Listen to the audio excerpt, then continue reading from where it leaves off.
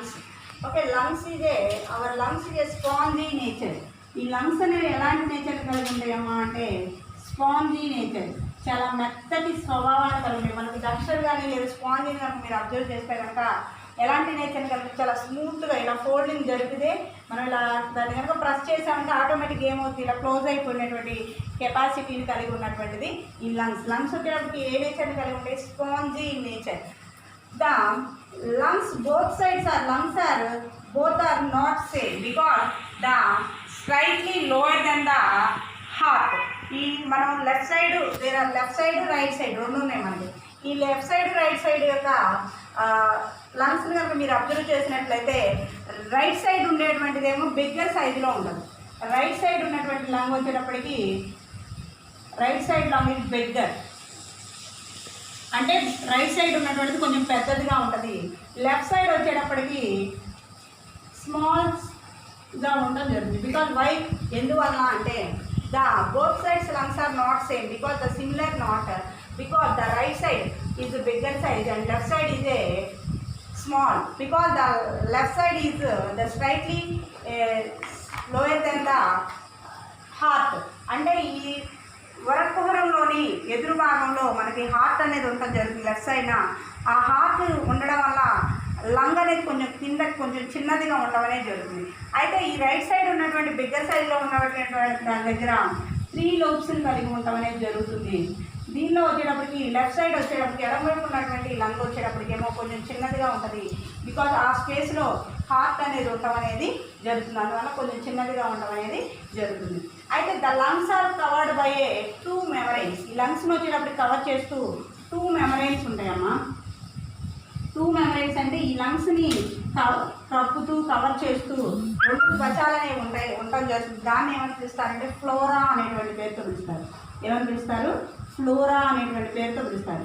ఈ flora, what is the importance of the flora? ఈ flora అనేటువంటిది ఏం చేస్తూ ఉంటుందంటే ఏమైనా ఇంజురీస్ కానీ లేకపోతే ఏదైనా డ్యామేజ్ కానీ ఏదైనా హార్ట్ లంగ్స్కి సంబంధించి ఏదైనా ప్రాబ్లం వచ్చినప్పుడు ఆ ఇంజురీస్ నుంచి అగాధాల నుంచి ఈ ఫ్లోరా అనేటువంటి ఆ ఫ్లూయిడ్ అనేటువంటి దీన్ని కవర్ చేస్తూ ప్రొటెక్ట్ చేస్తూ ఉండడం అనేది జరుగుతున్నాము. అయితే ఈ ఫ్లోరా అనేటువంటిది ఒక ఫ్లూయిడ్ లాంటిది. ఈ ఫ్లూయిడ్ అనేటువంటిది ఏమవుతుంది, ఏదైనా యాక్సిడెంట్స్ జరిగిన ఇంజురీస్ జరిగినప్పుడు ఏం చేస్తూ ఉంటుందంటే ప్రొటెక్ట్ చేస్తూ ఉండడం అనేది జరుగుతుంది. అలాగే the interior part of the lungs divided into the millions of small chambers. The interior part of the lungs is divided into the millions of small chambers. ఊపిరితిత్తుల యొక్క లోపల భాగాన్ని, లంగ్స్ యొక్క లోపల భాగాన్ని కనుక మనం చూసినట్లయితే ఏముంటుందమ్మంటే కొన్ని మిలియన్స్ ఆఫ్ స్మాల్ ఛాంబర్స్ అంటే ఈ కొన్ని ఆ ఇంటీరియర్ లోపల ఉన్నటువంటి లంగ్స్ యొక్క లోపల భాగంలో కొన్ని గదులుగా ఉన్నటువంటి నిర్మాణాలు కొన్ని మిలియన్స్ సంఖ్యలో ఉండటం అనేది జరుగుతుంది. The increasing the moist surface of the available of the transfer of the gases between the air and blood. అయితే ఇది ఏం చేస్తూ ఉంటుందంట, ఊపిరితిత్తుల యొక్క లోపల భాగంలో విపరీతమైనటువంటి వైశాల్యాన్ని కలిగి ఉండడం అనేది జరుగుతుంది. ఆ వైశాల్యంలో వచ్చేటికి gases transported to the air and blood. అది ఎందుకు ఉపయోగపడుతుంది? ఈ లంగ్స్ అనేవి మనకి ఎయిర్ అండ్ బ్లడ్ని ట్రాన్స్పోర్ట్ చేస్తూ ఉండడం అనేది చేస్తూ ఉంటుంది. Okay, the lining of the lungs is a folded. దానిలో ఈ లంగ్స్ మీద మీరు అబ్జర్వ్ చేసినట్టు దాని లోపల భాగంలో వచ్చేటప్పటికి కొన్ని ముడతలు అనేవి ఎక్కువగా కొన్ని ఫోల్డింగ్ లైక్ స్ట్రక్చర్స్ అనేవి ఉండటం అనేది జరుగుతుంది. వాటిని ఏమని పిలుస్తామంటే అలోవిలి అని పిలుస్తాం. ఈ అలోవిలిని కనుక మీరు అబ్జర్వ్ చేసినట్లయితే the అలోవిలి is covered at a cover the area is 160 meters square. అంటే దీని లంగ్స్ యొక్క లోపల భాగాన్ని కనుక మీరు విడమర్చి కనుక ఇలా ఇలా ఓపెన్ చేసి కనుక పెడితే ఆ అలోవిలి ఉన్నటువంటి వాయుపూస గ్లోణులు ఉన్నటువంటి ఆ సబ్స్టాన్స్ని కనుక మీరు ఓపెన్ చేసి కనుక పెడితే 160 meters square ఆక్యుపై చేసేటువంటి ప్లేస్ అనేది ఆ లంగ్స్ యొక్క ఫోల్డింగ్లో ఉండడం అనేది జరుగుతుంది. అయితే which is equivalent to the tennis court. అయితే మనం టెన్నిస్ ఆడుతూ ఉంటారు, ఆ టెన్నిస్ యొక్క కోర్టు కూడా ఈ 160 meters square కలిగి ఉండటం అనేది జరుగుతుంది. అందువల్ల ఈ లంగ్స్ యొక్క ఇన్నర్ సైడ్ కనుక ఇంటీరియర్ పార్ట్ లోపల భాగాన్ని కనుక మీరు అబ్జర్వ్ చేసినట్లయితే అది 160 meters square equivalent to the tennis court పోలి ఉండటం అనేది జరుగుతుంది. నెక్స్ట్ వచ్చేటప్పుడు చూడండి, ఎపిగ్లైటిస్ టు ఫార్నెక్స్.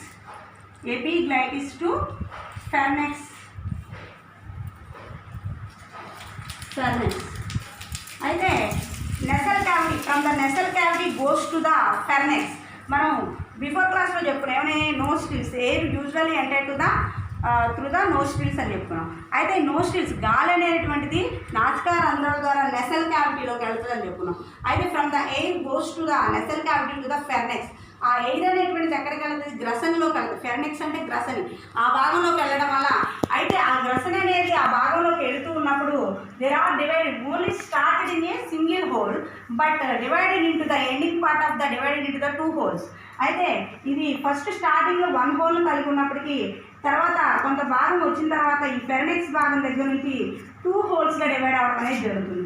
ఈ 2 holesగా డివైడ్ అయినటువంటిది వన్ ఏంటి going to the goes to the lungs. ఈ ఫెర్నెక్స్ నుంచి వచ్చినటువంటి 2 holes, స్టార్టింగ్ 1 hole ఉంటుంది, రిమైనింగ్ వచ్చేటప్పుడు 2 holes కలిగి ఉన్నటువంటి ఈ భాగం అనేటువంటిది ఏం చేస్తుంది, 1 hole is goes to the lungs, 1 hole to the stomach. ఒక భాగం ఏమో స్టమక్లోకి వెళ్ళడం జరుగుతుంది, ఒక భాగం లంగ్స్లోకి వెళ్ళడం జరుగుతుంది. అయితే ఈ లంగ్స్లోకి వెళ్ళినటువంటి air goes to the lungs is ending to the breathing. ఈ లంగ్స్ దగ్గరికి వెళ్ళినటువంటి ఈ ప్రాసెస్లో వెళ్ళినటువంటిది ఏమో మనం బ్రీతింగ్ తీసుకోవడానికి ఉపయోగపడుతుంది. లంగ్స్ నుంచి వెళ్ళినటువంటి గాలి అనేది మనకి ఎయిర్ అనేటువంటిది బ్రీతింగ్ ప్రాసెస్లో ఉపయోగపడింది.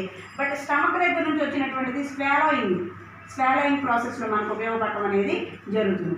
అయితే ఈ బోత్ అంటే ఈ ఫెర్నెక్స్ అనేది nasal cavity goes to the pharynx are divided to starting in 1 hole but divided into the 2 holes. One is the lungs and one is the stomach.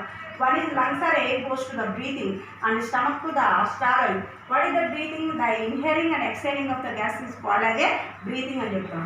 అయితే ఈ స్వాలోయింగ్ అని ఈ రెండింటిలోకి ఇప్పుడు మనం you are taking the food on the time going to the lungs, ఈ భాగంలోకి వెళ్ళకోకుండా మనం కవర్ చేస్తూ ఒక ఎపిగ్లైటిస్ అనేటువంటిది ఒకటి ఉండటం జరుగుతుంది. ఎపిగ్లైటిస్ అనేటువంటి దాన్ని మనం ఏం చెప్పుకున్నాం, బిఫోర్ క్లాస్లో డిస్కస్ చేసాం. ఏంటి ఎపిగ్లైటిస్ అనగానే ఏం చెప్పుకున్నాం, the flap like structure are present in a moment of muscles is control the moment of food and air. ఈ ఎపిగ్లైటిస్ అనేటువంటిది ఏం చేస్తూ ఉంటుందంటే ఒక క్యాప్ లాగా క్లోజ్ చేస్తూ ఉంటుందంట. మనం ఎప్పుడైతే ఆహారాన్ని తీసుకుంటూ ఉంటామో ఆ తీసుకునే సమయంలో ఈ ఎపిగ్లైటిస్ అనేటువంటిది లంగ్స్లోకి వెళ్లకుండా బ్రీతింగ్, ఈ లంగ్స్లోకి మనం 2 holes కలిగి ఉంటాయని చెప్పుకున్నాం. Pharynx is divided into the 2 holes అన్నాం. అయితే మనం తీసుకున్నటువంటి ఆహారం అనేటువంటిది లంగ్స్ దగ్గరికి వెళ్ళిపోయింది. ఏదైనా మనం తినేటప్పుడు మాట్లాడడం కానీ లేకపోతే నవ్వడం కానీ అలాంటివి చేసినప్పుడు పొరపోయిందంటూ ఉంటాం. అలాంటివి జరిగేటప్పుడు ఏమవుతుంది, ఆహారం directly go to the lungs. దానివల్ల సమ్ ప్రాబ్లమ్స్ అలాగే డ్యామేజ్ ఇన్ఫెక్షన్స్ అనేవి రావడం జరుగుతుంది. అందువల్ల ఏం చేస్తూ ఉంటుందంటే ఈ ఎపిగ్లైటిస్ అనేది ఒక క్యాప్ లాగా ఉంటుంది. ఎప్పుడైతే మనం ఫుడ్ మెటీరియల్ తీసుకుంటూ ఉంటామో, ఆహారం అనేది ఎప్పుడైతే తీసుకుంటామో ఆటోమేటిక్గా the epiglottis is close the cap. ఆ భాగం లంగ్స్ వైపు వెళ్ళేటువంటి హోల్ అనేటువంటిది క్లోజ్ చేస్తూ ఉండటం అనేది జరుగుతుంది. ఇలా క్లోజ్ చేసి ఉంచడం అనేది జరుగుతుంది. అయితే directly go to the stomach అని స్టమక్లోకి వెళ్ళడం అనేది జరుగుతుంది తీసుకున్నటువంటి ఫుడ్ మెటీరియల్. నెక్స్ట్ వచ్చేటప్పటికి లంగ్స్ అనేది లంగ్స్ దగ్గరికి వెళ్ళకుండా ఆహారం అనేటువంటిది కానీ వాటర్ అనేది కూడా లంగ్స్ దగ్గరికి వెళ్ళకుండా ఈ ఎపిగ్లైటిస్ అనేది క్లోజ్ చేస్తుంటుంది. వాట్ ఈస్ ద ఎపిగ్లైటిస్ అనగానే మనం the flaplike muscular muscles is control the moment of air and movement of food. దాన్ని క్లోజ్ చేస్తూ ఉండడం అనేది ఎపిగ్లైటిస్ చేస్తుంది.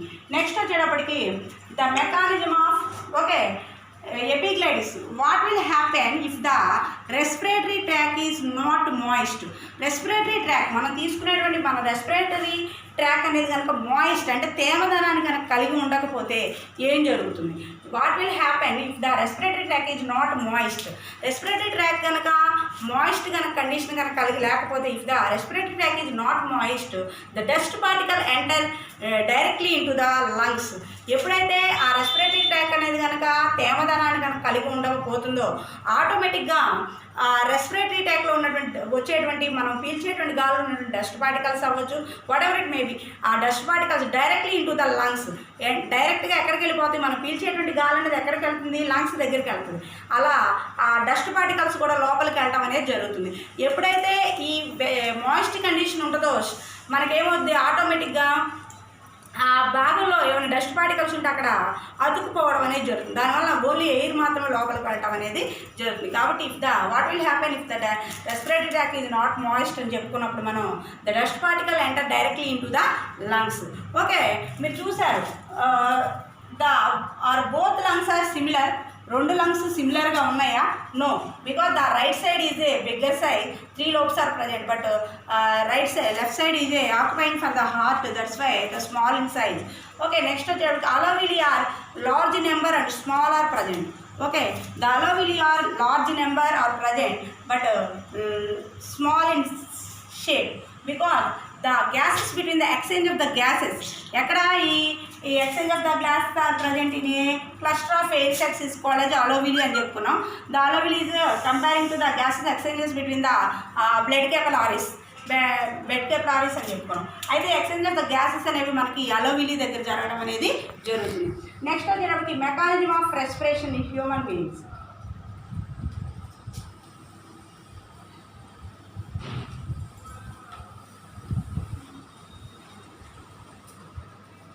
Okay, mechanism of respiration in human being. మానవుల్లో శ్వాస వ్యవస్థ అనేది ఎలా ఉందో చూద్దాం. ఓకే, ఈ మానవుల్లో శ్వాస వ్యవస్థ మీరు చూసినప్పుడు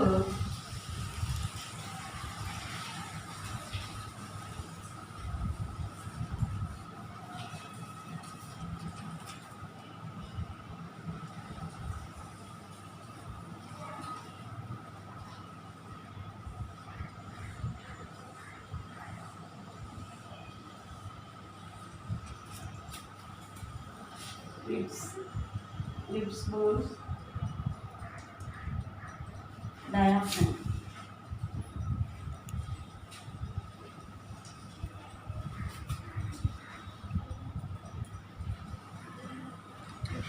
Okay, mechanism of respiration in human beings. Okay, the respiration, ఈ శ్వాసక్రియ అనేటువంటిది ఏ విధంగా జరుగుతుందో చూద్దాం మానవుల్లో. ఈ శ్వాసక్రియ అనేటువంటిది the breathing of the inhaling and exhaling of the gases. అయితే ఈ రెస్పిరేషన్ అనేటువంటి దేని మీద డిపెండ్ అయి ఉంటుంది? There are depending in the respiration is 2 stages. One is exhalation and inhalation. Okay, the exhalation and inhalation. Exhalation అంటే ఏం చెప్పుకున్నాం మనం? The sent out the air sent out to the respiratory organs. అలాగే inhalation అనగానే మనం the air goes to the taken of the respiratory organ is called as a inhalation. ఈ respiration is depending on breathing of the exhalation and inhalation మీద depend అయి ఉండడం అనేది జరుగుతుంది. అయితే వాట్ ఈస్ ద డయాఫ్రమ్? అయితే మనం ఇక్కడ చూడండి, ఈ డయాగ్రామ్లో వచ్చేటప్పటికి మీరు అబ్జర్వ్ చేస్తే కనుక ఇక్కడ ribs, bones, chest wall muscles, అలాగే డయాఫ్రేమ్ అనేటువంటి ఉంది. What is the diaphragm? ఈ డయాఫ్రమ్ అనగానే మనకి ఉదర విధానం అని పేరుతో చెప్పుకున్నాం. అయితే ఈ రెస్పిరేషన్ అనేది లంగ్స్ అనేవి ఎక్కడ ఉంటాయి? ఈ డయాఫ్రమ్ దగ్గరలో ఉండడం అనేది జరుగుతుంది. ఈ డయాఫ్రమ్ అంటే the flat and muscles and chest wall muscles. Okay, what is the diaphragm? The chest wall of another flattened and flexible muscles is called as a diaphragm. It helps to the movement of air into and out of them. Okay, ఈ diaphragm అనేది ఉదర విధానం అనేది ఎందుకు ఉపయోగపడుతుందమ్మా మనకంటే, మనం తీసుకున్నటువంటి air అనేటువంటిది, గాలి అనేటువంటిది ఇన్నర్గా అవుటర్గా బయటికి రావడానికి, ఈ లోపలికి తీసుకోవడానికి, అలాగే బయటికి moment of air into and out of them is called as a diaphragm.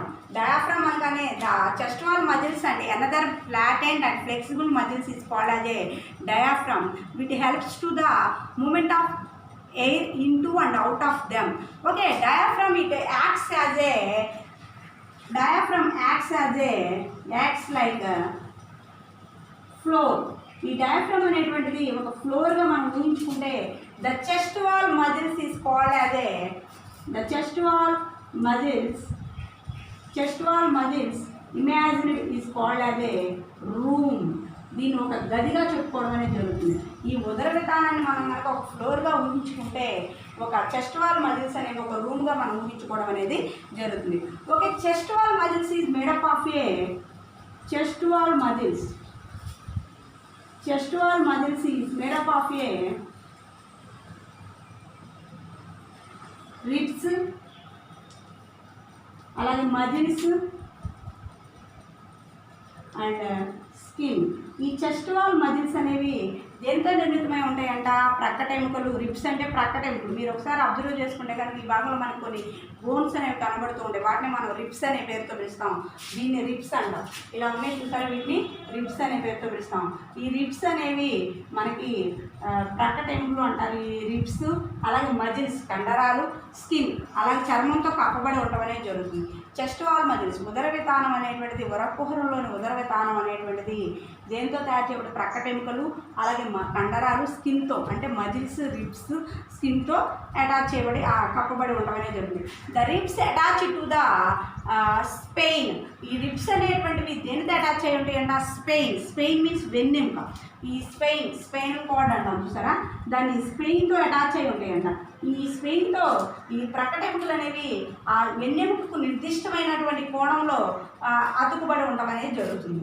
అయితే the chest wall is expand to two walls. ఈ చెస్ట్ వాల్ అనేటువంటివి ఎప్పుడైతే మనం గాలి అనేది పీలుస్తూ ఉంటామో అప్పుడేమవుతుంది? ఈ చెస్ట్ వాల్ మజిల్స్ అనేవి కూడా ఎక్స్పాండ్ అవుతూ ఉంటాయి. ఎప్పుడైతే మనం గాలిని ఇన్హలేషన్ ఎక్సలేషన్ చేస్తూ ఉంటామో ఆ టైంలో ఏమవుతుంది?